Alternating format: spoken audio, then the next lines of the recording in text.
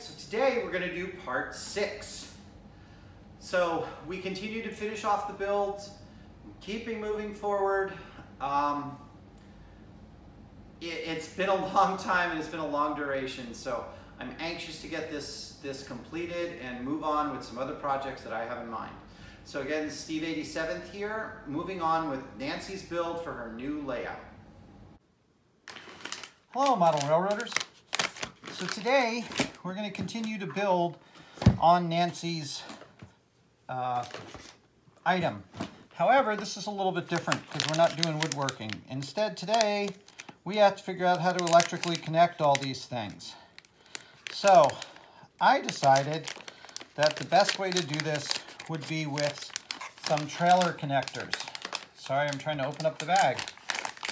And of course, it doesn't want to. So I went out on Amazon and found myself some boxes of 4 wire connectors, okay? They have a male and a female end. So the good thing is these come in, they just hook right on up together, and then your wires are going to be connected. So of course you can see that these are short, so I'm going to have to extend those out. And we've got a male and female connector, so they just go together. The good thing about these is these are supposed to be waterproof, but you saw how tough that was to get together with the waterproofing on it. Their waterproof is done by this little plastic thing, which might come in useful later on. Once you take that off, they hook up a lot easier because there isn't as much force. And you know, you work them a little bit more and they'll get looser. Okay? So what I am going to do is take wire that looks exactly like this. These are all 18 gauge. And I have some 18 gauge wire right here. This actually came in a nice little set as well. So I've got 18 gauge wire, which is yellow, blue, black, and red. And I'm just going to extend these out. So what I'm going to do is I'm going to measure off a length of this. That's going to be 5 feet long. If I make it 5 feet, if this is in the center, it gives me a foot of sway on either location. This wire is 3 inches long, so that gives me more than enough play in the wire to do different routing and stuff like that. The other thing is this comes as 16 feet, which leaves me about 1.5 feet on each one. Well, at the end, I'm going to have a couple of pigtails anyway. So this should be able to complete all of the things that I want to do so that Nancy can hook it up. Now, one of the good things is, especially with DCC, you can have the end connector have nothing in it when you're finished. So it can just hang there. It doesn't matter. There's no current going to be flowing through it or anything like that. It's what I've done on my other ones where I just end the electrical wire. So I'm going to show you how I'm going to do this with these neat little devices, which are solderless splices, okay? And the way that these work, from what I was reading and what I saw, you take a wire, you take 2 wires, after, you know, hooking them up together a little bit, you put them inside the little tube, so wire, wire. This is the wrong size, so don't worry about it. And then you take a heat gun, and this center section, this part right here in the middle, is solder. So it will solder them together. These two sections here are actually shrink tube, and then this whole section is shrink tube. So then you'll have this nice tight connection all the way across. Okay, so I'm going to go ahead and cut me off a bunch of 5-foot pieces, and we'll put these together.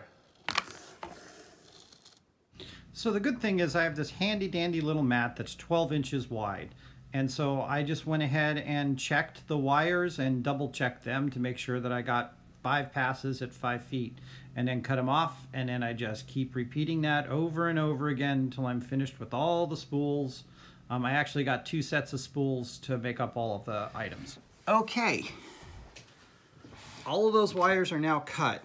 So found a little bit of a weirdness that goes on with these. Okay, let me get my heat thing out of the way. And they do need to kind of dry a little bit. I did a test fit, and that's pretty strong. Okay, they do need to dry. One of the things I did find out though, on these particular ones, these say they are the 22 to 18 gauge, right? Well, it turns out that the one side of these is a good size. The other size is a little bit bigger. So when I go to take the smaller size one in, I can't quite get this wire in there. However, the good thing is it fits really easily over that one. So what I need to do is take the connectors, make sure I've got the small side, and make sure that I get these all the way through. So then I can slide the other wire over top of it and then make all of the connections. Again, it will give me it actually gives me a watertight connection as well as a soldered connection. So again, you see here, I did it with a larger size because I wanted to use spare wire. But as you see, I'm pulling on these and they're in there pretty good. And there's a good chunk of solder. Let's see if I can get this in there for you guys. There's a good blob of solder that's connecting all those together. So I'm going to show you guys how we do this and get a bunch of these put together. So of course, first thing I have to do is strip off the ends of the wires. I'm using the neat little automatic wire stripper that gives you a set amount of distance and all that to get all the wires out. Once I have the wires done, I have to kind of mesh them together. I wish I could have shown you guys that a little bit better. Once that's done, I just go ahead and start heating it up over the heat gun. So you can see it's just a traditional, I'm just really jamming the wires in together into one another and twisting them a little bit, and then letting the solder do the rest. Okay, so let's see how we did. There's 4 connectors. They're already locked in there. They're already cool to the touch. And they're in there pretty solidly. As you can see, I'm kind of jerking these things around and they're not going anywhere. So, nice. Now, it takes a little bit of time, but you know what? Everything in our hobby takes a little bit of time, no matter what we do. So just come up, do the other end, and we'll be good to go. All right, model railroaders, here we are. We have a male and a female end, and these don't have any other things on the other sides. So those are going to be our pigtails. And then I have 1, 2, 3, 4,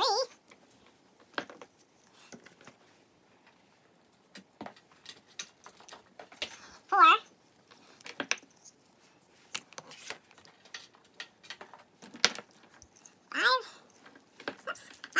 Got kind of knocked up together. 5. and 6 jumpers. That should give me enough to wire all 6 pieces that I'm taking over to Nancy's. Okay? So, these will go over and we will figure out how to put all this stuff together once I'm there. And I think I have one line, blue line, that got really long. Nope. It just decided to be longer somehow. I don't know. So anyway, that's the way that these are going to work. So these will all attach to one another in one way, shape, or form.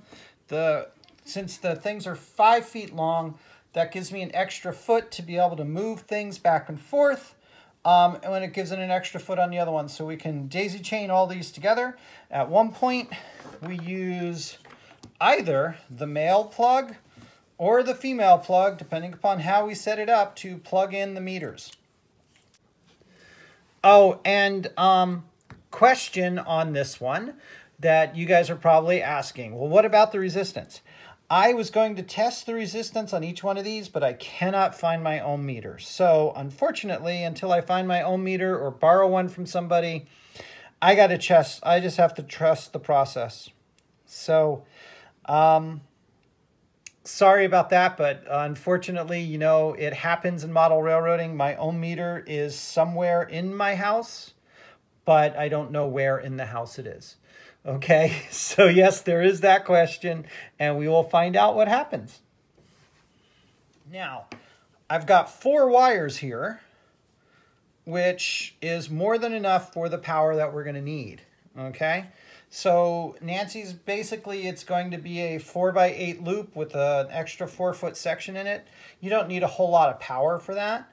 However, this gives you enough wire and enough bus for the DCC, right? The power for the DCC and the track. And if you're going to come in and do lights, it gives you the power for the lights. Okay, so it gives you 2 different buses to work with. Okay, so that is going to conclude this portion of it. The next thing that we have to do is load everything up and take it on over to Nancy's place. Well, I hope you guys enjoyed this segment. And we're going to end it here, and we'll move on. There'll be some more parts coming. I want to thank you guys for watching. If there's any questions about what I'm doing, please put them in the comments below. Give this video a like, and you know, ask other people to come look at it, and or subscribe if you're not a subscriber. Anyway, this is Steve87 saying thanks for watching.